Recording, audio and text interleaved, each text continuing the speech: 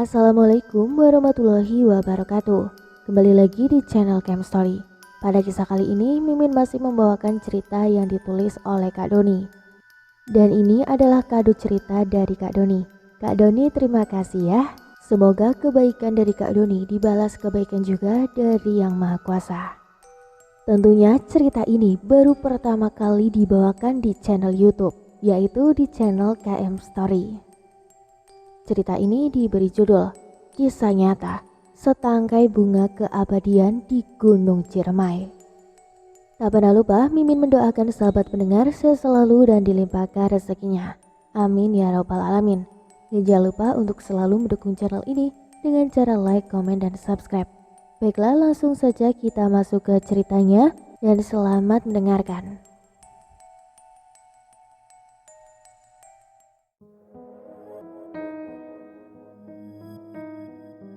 Ini adalah kisah tentang ketulusan cinta. Sepasang kekasih yang telah lama saling mencintai. Salah satunya harus berpisah untuk selamanya. Sang perempuan meninggal setelah pulang dari Gunung Ciremai. Sedikit pun dari sisi penulis tidak ada maksud hati untuk mengatakan bahwa Gunung Ciremai itu angker. Yang ada malah sebaliknya. Semua yang hidup akan meninggal. Dan di kisah ini, perempuannya meninggal karena sukmanya mau dikawinkan oleh jin yang ada di kerajaan Gunung Ciremai. Sebenarnya sang lelaki berusaha membawa kembali sukmanya dengan masuk ke dalam kerajaan jin dibantu oleh petunjuk Nyi Mas Sukaisi. Andai saja petunjuk itu datang lebih awal, pasti sukmanya bisa aku bawa lebih awal dari kerajaan jin di Gunung Ciremai. Pasti dia masih hidup. Itulah yang ia masih sesalkan sampai sekarang. Terima kasih kepada narasumber yang mau berbagi kisah yang sangat menyayat hati. Saya tuliskan dan bagikan kepada kalian, berhubung ini adalah tempatnya. Namun saya tekankan, narasumber tidak akan muncul karena kini dia sudah berkeluarga dan tidak ingin berlarut dalam kesedihan, meskipun sampai saat ini tidak bisa melupakannya. Beginilah kisahnya dan selamat mendengarkan. Kamu di sini, aku di sana, ucap Lara sambil memakaikan gelang yang terbuat dari benang berbagai warna yang dibuatnya semalam ke tangan orang yang sangat disayanginya. Hanya tetesan air mata yang berlinang membasahi pipi Roni, seakan-akan sangat berat melepaskan kepergiannya. Kamu jangan nakal ya, di saat aku berada jauh darimu, ucap Lara kembali sambil mengusap pipinya Roni yang berlinang air mata. Kamu yang jangan nakal, lihat gelang ini di saat ada yang berani dekati kamu, jawab Roni sambil memegang tangan Lara, lalu memakaikan gelang yang dibuatnya juga semalam.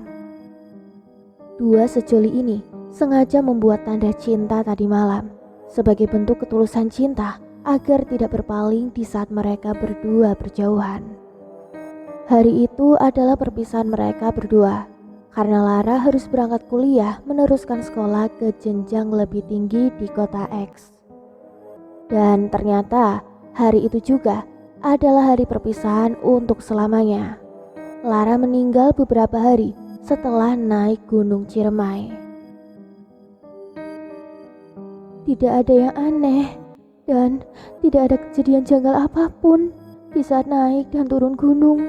Hanya saja Lara lebih banyak diam. Penuturan temannya yang naik gunung bersama Lara kepada keluarga saat melayat. Hanya saja setelah turun gunung, saat sampai di terminal, Lara berucap, "Saya mau pulang ke rumah." Jelasnya lagi, pikir saya itu adalah hal yang wajar. Kuliah masih libur dan ingin istirahat di rumah. Tambahnya, justru itu ibu juga heran. Lara yang selalu riang gembira hampir setiap saat ngabarin orang tua, selalu rindu sama masakan rumah. Tapi di saat Lara pulang, tidak seperti biasanya. Tidak mengucapkan salam ataupun mengetuk pintu, apalagi sungkem. Padahal ibu dan bapak ada di ruang tamu. Dia nyelonong saja langsung masuk ke kamarnya. Karena ibu penasaran akan tingkahnya, langsung ibu cek ke kamarnya. Yang ternyata dia udah tertidur. Mungkin capek, pikir ibu dalam hati. Lalu menutup kembali kamarnya, tidak berani membangunkan. Jelas ibu sambil menangis. Roni hanya meneteskan air mata mendengarkan penjelasan ibunya Lara. Karena saat itu Roni juga berada di rumah Lara. Terus Lara meninggalnya karena apa, Bu? Tanya temannya Lara yang berkaca-kaca. Dia tidur untuk selamanya. Hanya satu kali dia bangun. Itu pun ibu paksa bangunkan. Karena dari semalam dia datang sampai malam lagi. Dia tidak bangun. Penjelasan kembali ibunya Lara, namun terhenti karena dia menangis. Capek, sepatah kata yang keluar saat ibunya paksa bangunkan dengan kondisi tubuh dibasahi keringat semua. Dan di pagi harinya, saat itu ibu kembali cek kamarnya Lara yang sudah meninggal. Semua orang yang ada di rumah menangis mendengar penjelasan ibu Lara, termasuk Roni yang tidak percaya karena kini orang yang dicintainya telah tiada. Ya Allah, Ra. Sebenarnya apa yang terjadi kepadamu? Mengapa kamu sampai meninggal dan meninggalkan saya sendiri? Ucap Roni sambil menangis, kemudian dirangkul oleh ayahnya Lara. Kamu yang kuat, ujar ayah Lara sambil mengusap pundak Roni. Lara, Pak, yang harusnya kuat. Dia itu sedang sehat naik turun gunung. Sudah jadi hobinya. Sebelum berangkat pergi naik gunung juga dia kasih kabar kalau dia dalam kondisi terbaiknya. Malahan kita juga sempat saling bercanda. Jawab Roni berucap sambil menangis sesenggukan. Apa mungkin dia diculik sama hewan gunung atau setan gunung? Jelas Roni lagi. Udah, gak baik bicara begitu. Yang jelas Lara gak diculik sama siapa-siapa. Buktinya raganya sudah dikebumikan. Jawab ayah Lara menguatkan hatinya sendiri dan hati Roni. Karena tidak dipungkiri, ayahnya juga sangat belum bisa menerima akan kepergian anaknya untuk selamanya. Emangnya almarhumah gimana bercandanya, A? Tanya salah satu teman Lara. Kamu jangan nakal di sana. Jangan berbuat macam-macam. Ingat, kamu naik gunung. Apalagi ada cowoknya di pendakian kali ini. Jelas Roni saat komunikasi sama Lara sebelum berangkat.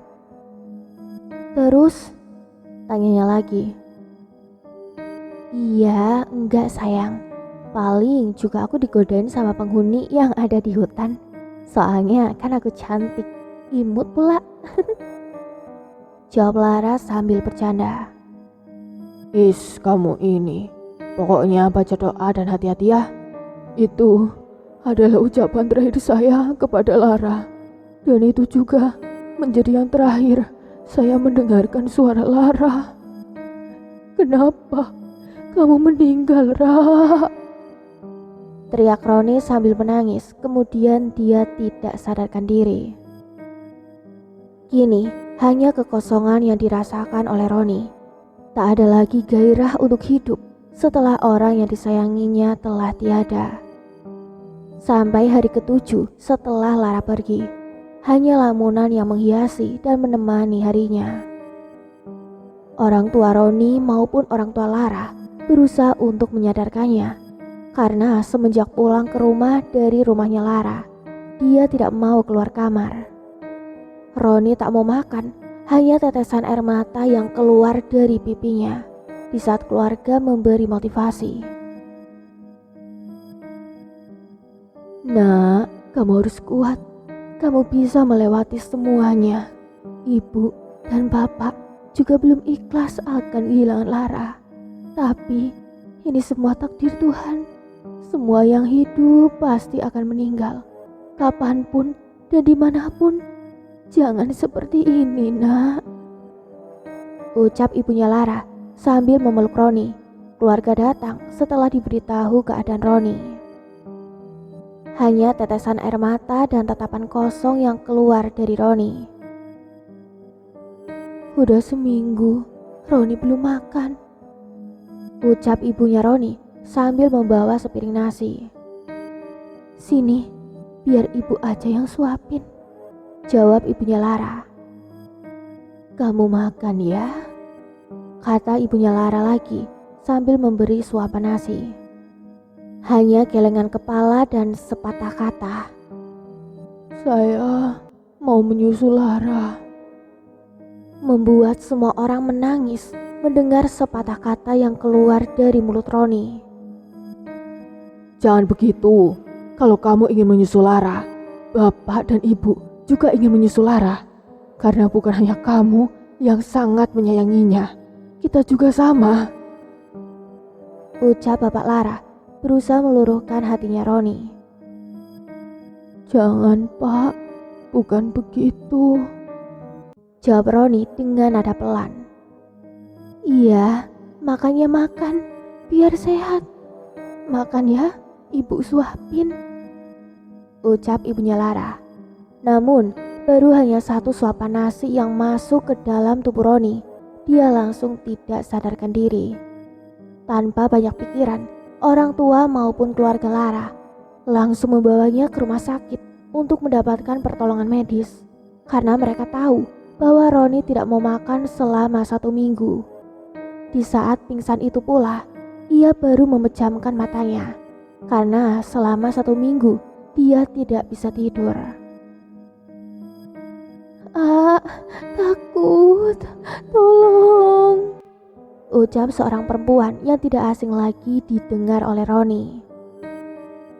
Di saat Roni tidak sadarkan diri ini, dia mendengar suaranya Lara yang seakan sedang dalam keadaan berbahaya membutuhkan pertolongannya. "Ra, ini aku, Ra. Kamu di mana?" teriak Roni dalam mimpinya.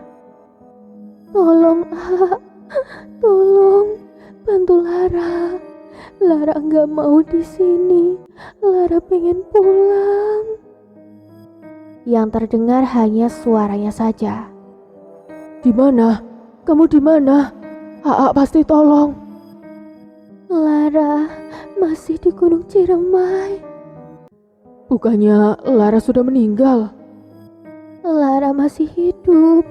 Tapi mengapa kalian tega menganggap Lara mati dan menguburkan tubuh Lara?" Hanya suaranya saja yang menjawab. Sosok Lara tidak menampakkan dirinya. "Lara!" teriak Roni sampai tersadar dari pingsannya. Sebelum dia berucap, dia menatap sekelilingnya yang ternyata kini Roni telah berada di rumah sakit. "Alhamdulillah, kamu sudah sadar," ucap ibunya Roni. Keluarga Lara juga ada di samping Roni. "Lara masih hidup. Dia masih ada di gunung. Barusan Roni mimpiin Lara." Jelas Roni tentang impiannya saat tidak sadarkan diri.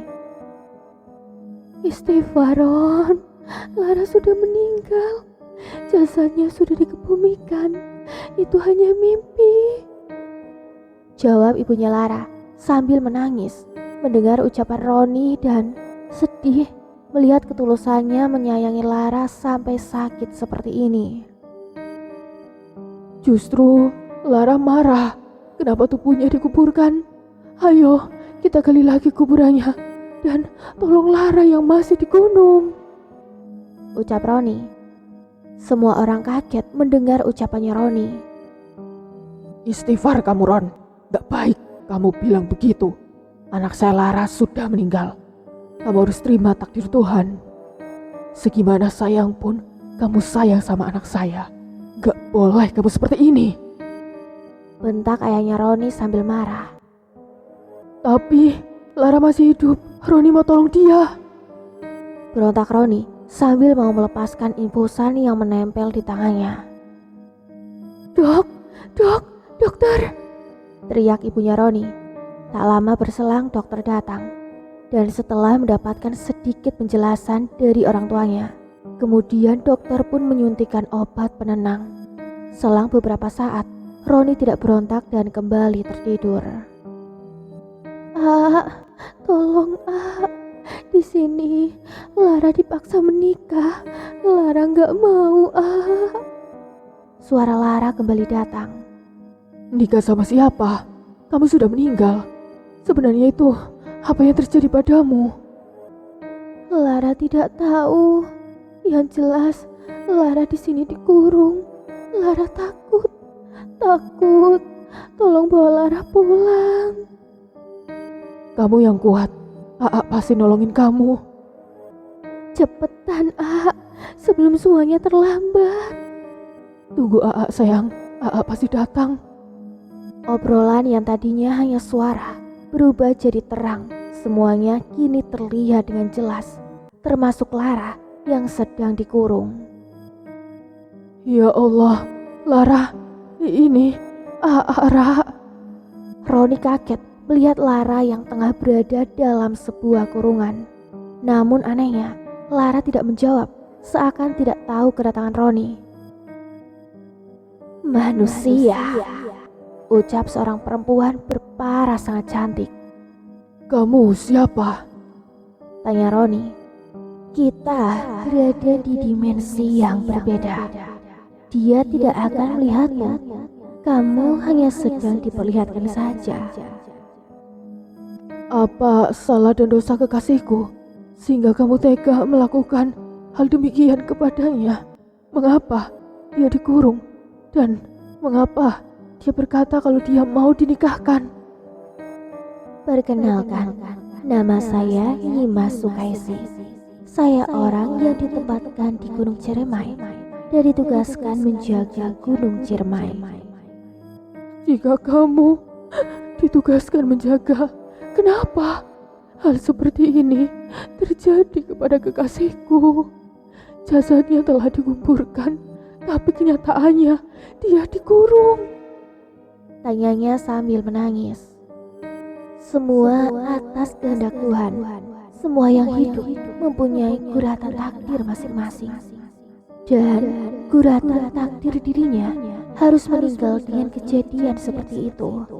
Namun masih belum sempurna. Belum sempurna? Apa maksudnya? Sukmanya masih bisa tertahan di sini. Jika tidak disempurnakan, dia akan menjadi bagian dari mereka. Jadi jin yang ditugaskan untuk menyesatkan manusia. Ya Allah, kenapa hal seperti ini terjadi padanya? Ucap Roni sambil terduduk dan menangis sesenggukan. Jika kamu sayang kepadanya, sempurnakan kematiannya. Saya akan membantumu. Saya sangat sayang padanya. Apapun akan saya lakukan. Bahkan kematiannya pun saya tidak rela. Bentaknya sambil menangis. Tapi ada syaratnya. Apa syaratnya? Ikhlaskan kematiannya. Saya cuma bisa membantu agar dia meninggal dengan sempurna. Saya ingin dia hidup, bukan meninggal. Tidak ada pilihan lain. Hanya itu yang bisa saya lakukan. Lebih baik saya ikut meninggal. kamu meninggal pun tidak akan hidup kembali bersamanya. Yang ada sebuah penyesalan karena telah menyia-nyiakan kehidupan yang telah diberikan oleh Tuhan. Jika kamu menyempurnakan, setidaknya dia bisa tenang dengan kematiannya, dan kamu pun bisa melanjutkan kembali menjalani kehidupan. Hanya itu pilihannya. Iya Nyimas, saya terima pilihannya. Tolong bantu saya. Pulihkan kembali tubuhmu. Setelah pulih, datanglah ke Gunung Ciremai. Nanti saya bantu setelah kamu datang ke sini. Baik Nyimas. Rah, tunggu saya. Aa pasti datang menolongmu. Ucap Roni di depan Lara yang tengah terkurung. Namun, dia maupun Lara tidak bisa saling menyapa. Bahkan Roni terus berusaha memeluknya pun tidak bisa. Setelah obrolannya dengan Nyimas Sukaesi, Roni kembali tersadar. Yang ternyata dia telah tidak sadarkan diri selama 1 minggu. Dan berbagai macam alat rumah sakit menempel di tubuhnya. Dia berada di ruang ICU. Tangan, kaki, mulut berusaha Roni gerakan, namun belum bisa. Tubuhnya masih lemas dan banyak sekali alat yang menempel di tubuhnya. Bahkan mulutnya pun dimasukkan alat sehingga dia tidak bisa berbicara. Roni hanya bisa menggerakkan pelan seluruh tubuhnya, kedipan mata, dan melihat sekeliling ruangan saja yang baru bisa ia lakukan. Dok, panggil suster. Pasien telah sadarkan diri, Dok. Kondisinya mulai stabil. Jelasnya setelah dokter tiba. Coba gerakan tangan kiri. Pinta dokter. Roni menggerakkan jari tangan kirinya. Tangan kanan, terus kaki kanan kirimu. Pinta dokter kembali. Roni pun mengikuti instruksi dari dokter. Apakah kamu mendengar jelas apa yang saya ucapkan? Tanya dari dokter. Roni hanya bisa mengedipkan mata dan menganggukkan kepala. Dia tidak bisa menjawab karena ada alat yang dimasukkan ke dalam mulutnya. Setelah pengecekan menyeluruh dilakukan, satu persatu alat yang menempel di tubuhnya dilepas karena Roni telah sepenuhnya sadar. Hingga akhirnya pihak keluarga yang terus menunggu di luar ruangan diberitahu kalau pasien telah sadarkan diri dan kondisinya mulai stabil. Semua keluarga bahagia mendapat kabar kalau Roni telah sadar. Dan singkat cerita, dalam beberapa hari kondisi Roni semakin membaik hingga akhirnya dia diperbolehkan untuk pulang. Setelah sadarkan diri, Roni tidak depresi lagi dan dia juga tidak menceritakan kejadian yang dialaminya saat koma kepada yang lain. Kini, dia berusaha untuk segera pulih sepenuhnya. Roni terus berolahraga agar kondisi fisiknya semakin prima. Karena dia sadar bahwa fisiknya itu lemah dan dia juga bukan pendaki gunung. Hari pun terus berlalu dan Roni terus berolahraga hingga akhirnya kesehatan dan fisiknya semakin membaik. Singkat cerita, 14 hari berlalu, Roni mengunjungi makam kekasihnya. Doakan Aa segera datang. Ucap Roni setelah menaburkan bunga di makamnya Lara. Dan setelah menabur bunga, Roni pergi ke rumahnya Lara untuk meminjam semua peralatan pendakian. Assalamualaikum. Ucap Roni di depan pagar rumah Lara. Waalaikumsalam. Jawab serentak ibu dan ayahnya Lara, kebetulan lagi duduk di teras rumahnya. Roni langsung masuk dan mencium tangan ibu dan bapaknya Lara. Sehat kamu, Ron? Tanya bapak Lara sambil menepuk pundaknya. Alhamdulillah sehat, Pak. Sehat walafiat. Alhamdulillah. Jawab ibunya Lara. Habis dari mana? Tanya ayahnya. Habis nabur bunga, Pak, di makamnya Lara. Jawab Roni sambil tersenyum. Ini bapak dan ibu. Juga rencananya hari ini mau ke pemakaman buat nabur bunga. Nungguin Rima dulu lagi beli bunganya. Jelas Bapak. Roni melamun menatap ruang tamu dari teras rumah karena di dindingnya ada foto Lara yang terpajang. Jangan melamun nak, ucap Ibu Lara sambil mengelus pundak Roni. Roni kangen Lara, Bu. Sama, kita semua juga kangen kok. Oh iya, Bu, Pak, Roni butuh bantuannya. Bantuan apa, Ron? Jawab bapaknya. Mau pinjam peralatan pendakian Lara. Kamu mau naik gunung? Lebih baik jangan, jawab ibu. Enggak kok, Bu. Roni cuman mau camping di belakang rumah aja. Kali aja bisa mengobati rasa rindu Roni.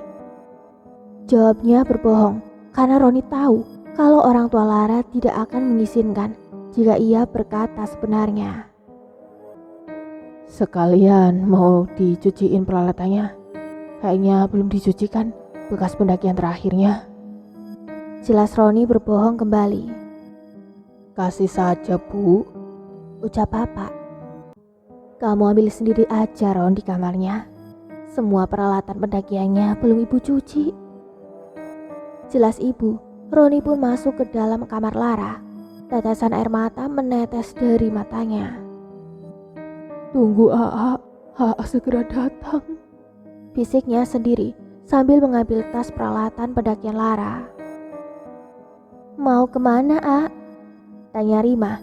Dia adiknya Lara yang baru pulang dari pasar membeli bunga. Mau naik gunung, Rim, jawab Roni keceplosan. Benar kan feeling ibu? Lebih baik jangan, simpan kembali tasnya, bentak ibunya. Bercanda, Bu. Masa iya bawa tas naik gunung bilangnya mau ke masjid? Jawab Roni mencari alasan sambil bercanda. Benar kan bukan naik gunung? Tegas bapaknya. Iya benar, Pak. Roni tidak naik gunung. Singkat cerita mereka berpisah karena keluarganya Lara mau menabur bunga ke makam anaknya. Dan di hari itu juga Roni berangkat ke Gunung Ciremai menggunakan kendaraan umum. Tidak ada yang aneh saat perjalanan naik kendaraan untuk sampai ke kampung terakhir. Untuk bisa menaiki Gunung Ciremai hanya menghabiskan waktu seharian penuh saja. Desa Linggarjati di Kuningan, jalur yang akan ia lalui untuk menaiki Gunung Ciremai. Dia ke sana karena Lara dulu juga naiknya lewat jalur itu. Sendirian aja, A? Tanya pemilik warung tempat ia singgah di desa Linggarjati. Iya, sendirian aja. Mau naik gunung sekarang apa besok pagi? Tanya bapak pemilik warung. Enggak tahu juga. Loh, kok enggak tahu? Kalau naik sekarang saya tidak tahu jalurnya.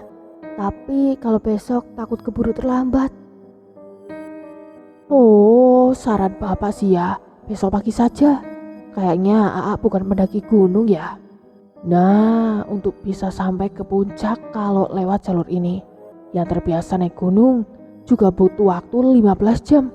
Banyak sekali tanjakan ekstrim di jalur ini. Kalau malam takut tersesat, A. Banyak juga yang tersesat di jalur ini.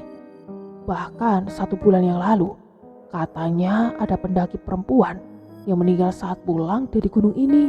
Kalau ndak salah, namanya Lara ya. Kok bapak bisa tahu kalau nama yang meninggal itu Lara? Tanya Roni. Di sebelah sana, A. Mau bapak antar.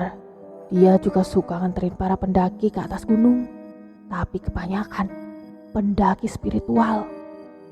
Tolong antarkan saya, Pak. Sebentar ya. Bu, Ibu, teriak bapak pemilik warung. Iya pak. Bapak mau nganterin AA ini ke rumah apa? Jagain warung. Iya pak, monggo. Roni dan bapak pemilik warung berangkat ke rumahnya Kuncen. Assalamualaikum. Ucapan salam di depan rumah. Waalaikumsalam. Jawab pria cukup berumur tapi masih kokoh. Ini Bah, ada yang ingin bertamu. Abah telah menunggu kedatanganmu, Ron. Jawab Abah dan membuat Roni terkejut. Kok Abah tahu nama aku? Kan kita baru ketemu. Tanyanya. Ayo masuk dulu ke dalam. Gak enak ngobrol di luar. Bah, saya pamit ya, balik ke warung lagi. Ucap bapak pemilik warung. Mampir dulu. Lain kali aja, Bah. Terima kasih ya telah mengantarkan dia. Iya Pak, terima kasih banyak telah nganterin saya. Ucap Roni. Sama-sama. Mari. Ucap si bapak sambil pergi. Dan Roni pun masuk ke dalam rumah. Abah telah menunggu kedatanganmu, Ron. Ucap Abah membuka pembicaraan saat di dalam rumah. Menunggu? Kamu sudah bertemu Nyimas Sukaisi kan? Iya Bah, waktu saya koma. Itu bukan mimpi dan memang kenyataan. Abah disuruh untuk nganterin kamu ke sana. Jadi, Lara meninggal karena hal ganjil. Jika kamu ikhlas dia telah meninggal, Abah antarkan. Tapi jika tidak, Abah tidak bisa bantu. Memang tidak dipungkiri, saya pengen Lara hidup lagi dan belum ikhlas. Ya silahkan kamu pilih, pingin Lara jadi penghuni gunung atau sempurnakan kematiannya. Roni menatap langit rumah sambil meneteskan air mata. Karena itu adalah pilihan yang sangat sulit baginya. Saya akan berusaha ikhlas, Bah. Tolong bantu saya. Sebentar lagi kita naik ke atas. Tapi Abah hanya bisa mengantarkan sampai Cibunar. Di sana kamu akan dibantu lagi oleh penggawanya Nyimas Sukaisi.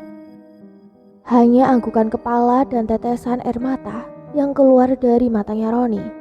Dia masih belum percaya mengapa hal seperti itu terjadi pada kekasihnya.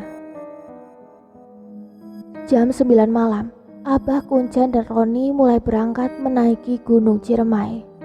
Dan tepat jam 12 malam, mereka berdua sampai di Cibunar. Duduk di samping Abah. Ucap Abah yang duduk di bawah pohon sangat besar. Roni pun menuruti ucapan Abah dan duduk di sampingnya. Abah mulai membaca doa dan selang beberapa saat, langit malam seketika berubah jadi terang. Rimbunya hutan Gunung Ciremai berubah menjadi datar dan pohon tempatnya duduk berubah menjadi gapura pintu masuk sebuah dusun. Gundukan batu ke atas kanan kiri seperti sebuah candi. Seperti yang Abah sampaikan tadi, Abah hanya bisa mengantar sampai sini. Kamu masuk ke dalam, nanti ada yang bantuin kamu. Doain ya, Bah. Ucapnya sambil berdiri dan masuk ke dalam gapura dusun tersebut. Dan seketika pula Abah Kuncen menghilang saat Roni menengok ke belakang. Manusia. Suara laki-laki mengagetkan Roni. Sontak, Roni menengok ke sumber suara yang berada di samping gapura. Roni mundur beberapa langkah, keringat keluar dari seluruh tubuhnya. Badannya gemetar ketakutan. Tidak sopan kau. Gimana mau menyelamatkan kekasihmu? Sama saya juga kamu takut. Jelasnya dengan nada marah. Yang akan kamu hadapi lebih daripada saya. Pulang sana. Balik lagi saja kamu ke rumah. Kerepotin saya saja. Ucapnya kembali dengan ketus. Saya mau nolongin Lara. Jawabnya terbata-bata. Ngomong jangan sambil kencing. Badan gemetar semua. Keringatmu bau.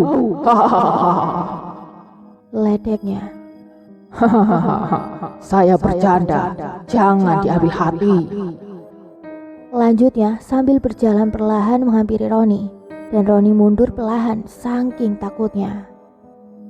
Karena sosok yang berbicara tersebut adalah seekor harimau yang sangat besar sekali. Jangan takut, ucapnya kembali, dan seketika pula harimau tersebut berubah menjadi manusia. Maafkan saya, kata Roni setelah harimau itu berubah jadi manusia.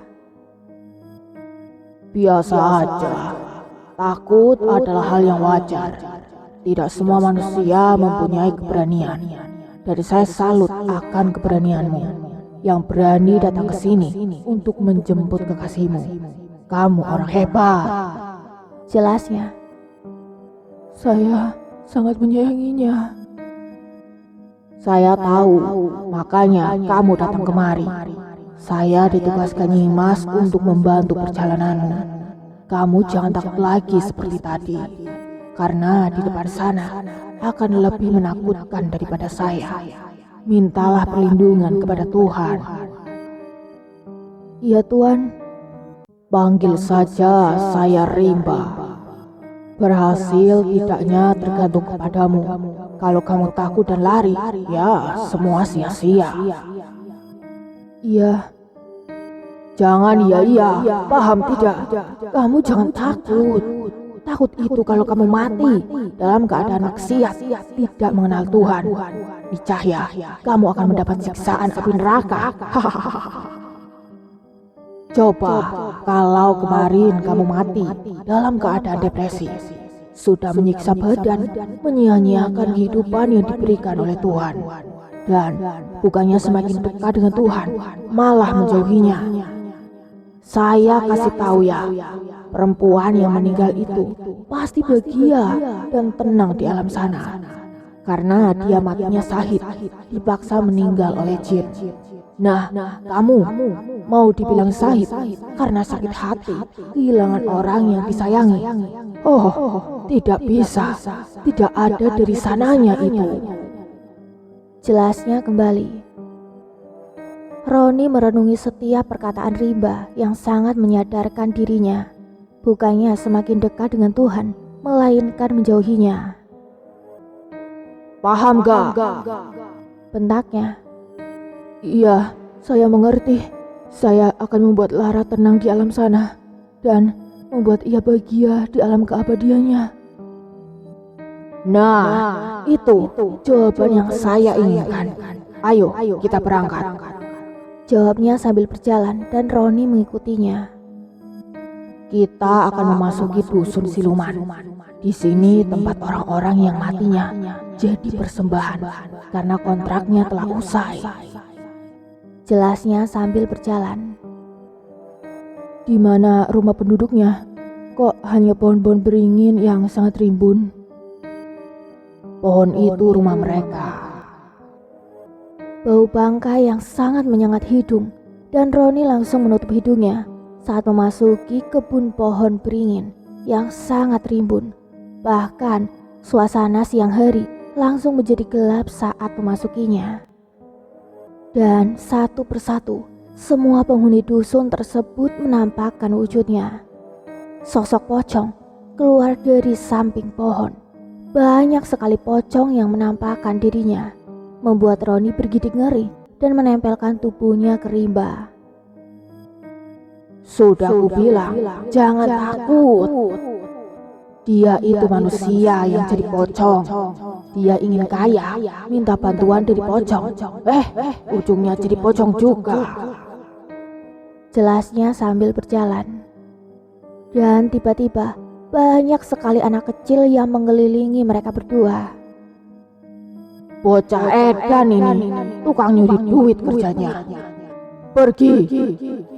Ucapnya sambil berteriak sangat kencang, dan para bocah pun langsung berhamburan lari. Suara tertawaan terdengar jelas. Saat Roni menengok ke sumber suara yang arahnya di atas cabang pohon besar, ternyata sosok perempuan berbaju merah. Kunti itu, biarin saja. ucap Rimba. Mereka berdua pun terus berjalan.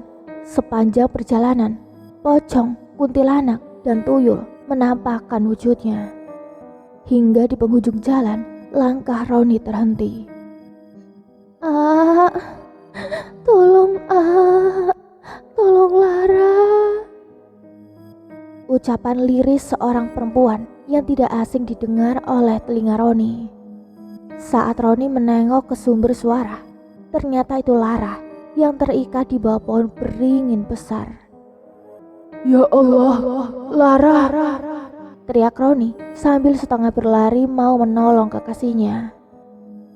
Dan jaraknya 1 meter dari tubuh Lara yang terikat, pundak Roni ditahan oleh tangannya Rimba. Lepasin saya membukain ikatannya.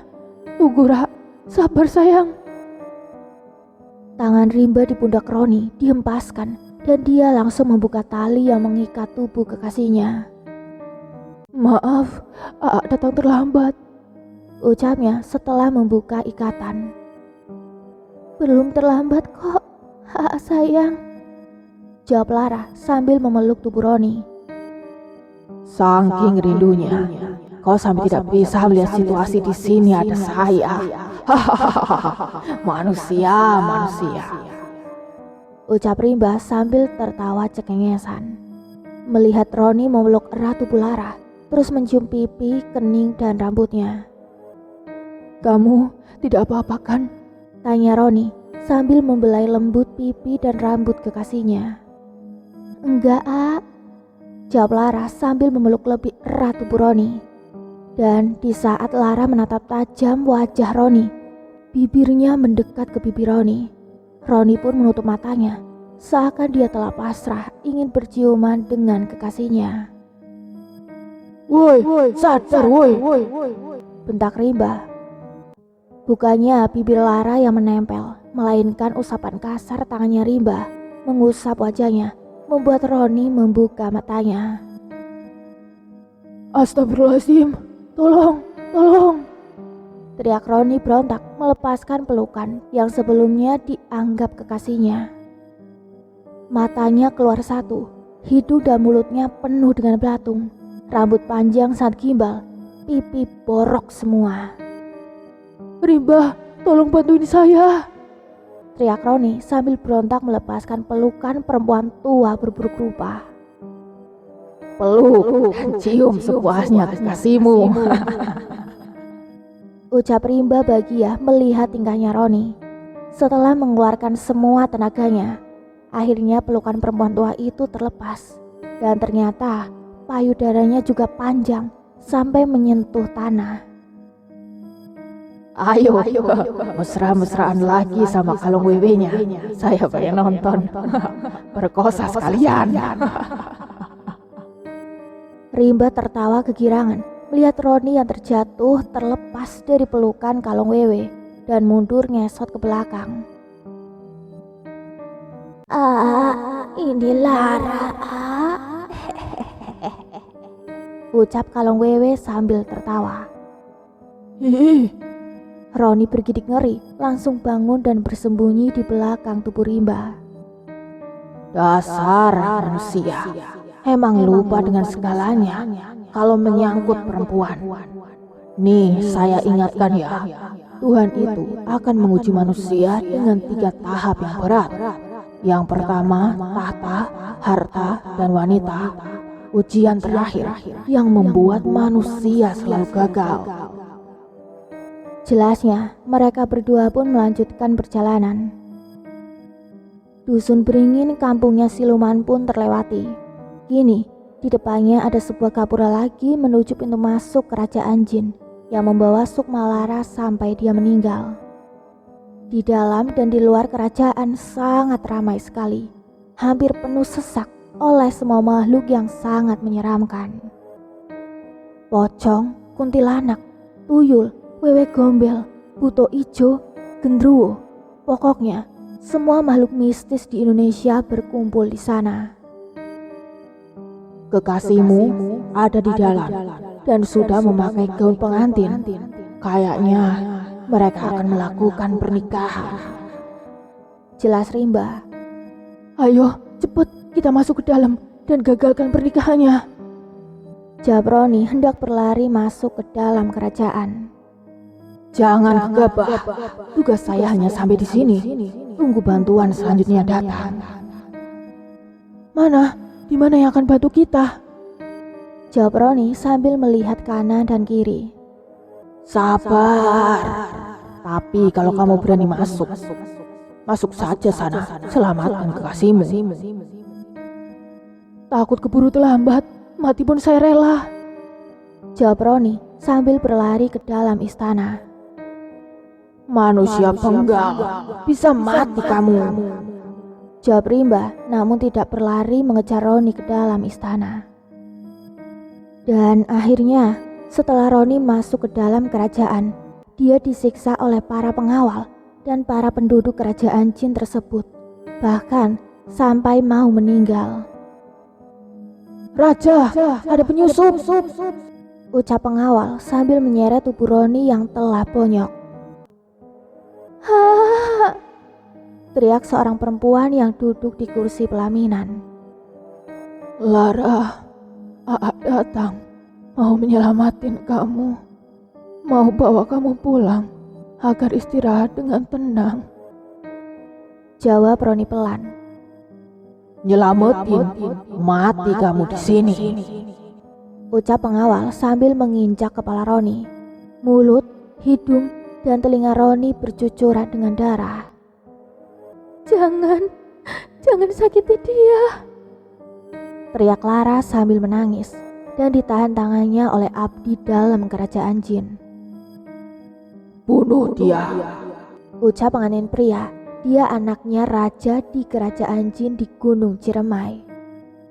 Saat golok mau ditebaskan ke leher Roni, terdengar suara perempuan yang penuh wibawa. "Kalian telah melanggar aturan yang dibuat," ucap perempuan yang tiba-tiba datang dan dikawal oleh prajurit yang sangat banyak.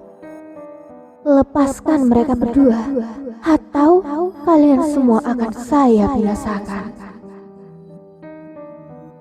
Ampun Nyimas, ampun, saya mohon ampun dan minta maaf karena anak saya yang memaksa ingin menikahi bangsa manusia. Ucap Ratu dan Raja Jin sambil bersujud di kaki Nyimas Sukaesi. "Kalian telah melanggar dan tidak patuh akan aturan. Bukankah perjanjiannya hanya manusia saja yang ingin bersekutu, bukan mengusik dan mengganggu manusia yang tidak tahu apa-apa?" Jawab Nyimas. Saya terima salah. Saya berjanji tidak akan terulang lagi. Pinta Ratu Jin. "Sekali lagi kamu melanggar, akan kuusir kalian dari gunung ini." Jawab Nyimas. Baik, saya terima dan akan saya patuhi perjanjiannya.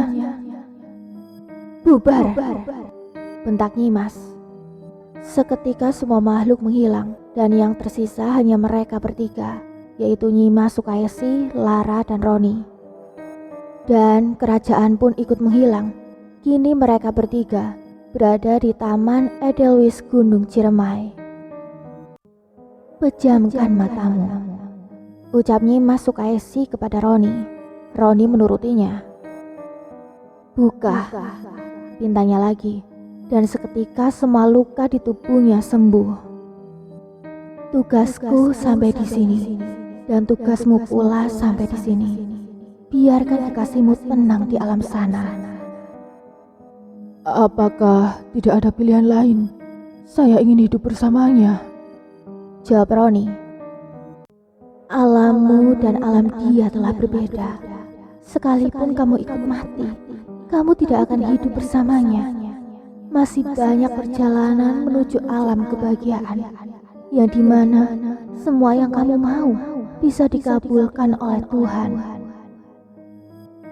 "Iya, ikhlaskan kepergian Lara," ucap Lara sambil memeluk tubuh Roni. Saya sangat menyayangimu, Ra. Saya ingin terus hidup bersamamu. Ucap Roni sambil menangis. Lara juga sama. Tapi takdir Tuhan berkata lain. Lara doakan agar AA punya pengganti Lara. Hidup bahagia bersamanya.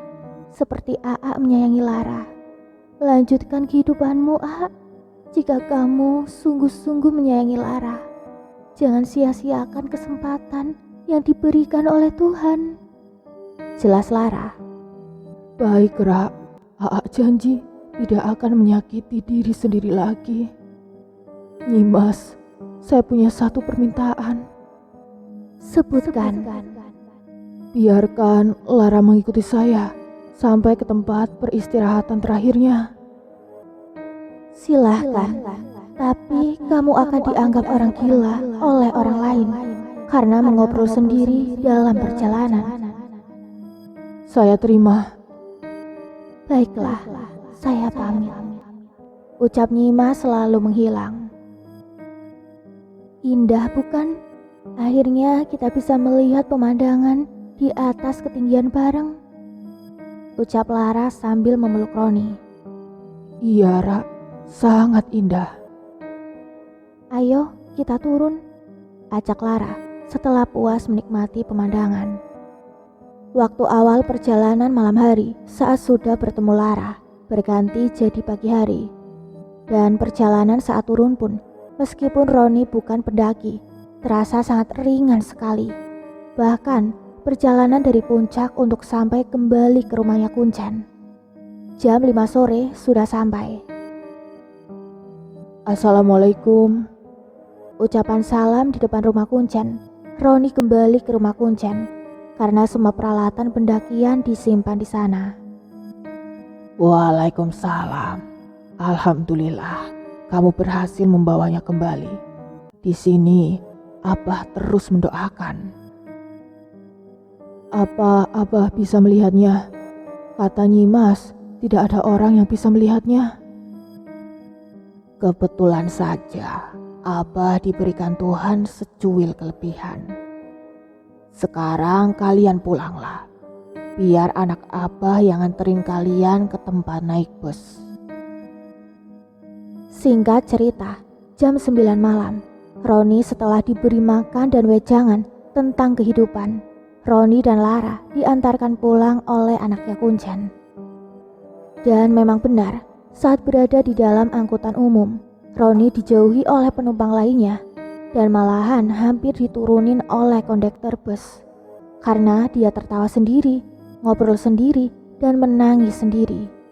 Hingga akhirnya sampailah mereka berdua di tempat peristirahatan Lara untuk selamanya. Jangan nangis, AA pasti kuat, ucap Lara di atas kuburannya sendiri. Iya, Ra, jawab Roni yang meneteskan air mata dengan sendirinya. Lara pamit ya, A. Terima kasih banyak untuk semuanya, ucap Lara sambil mengusap air mata yang jatuh di pipi Roni. Sama-sama, Ra, jawab Roni sambil memegang tangan Lara yang mengusap pipinya.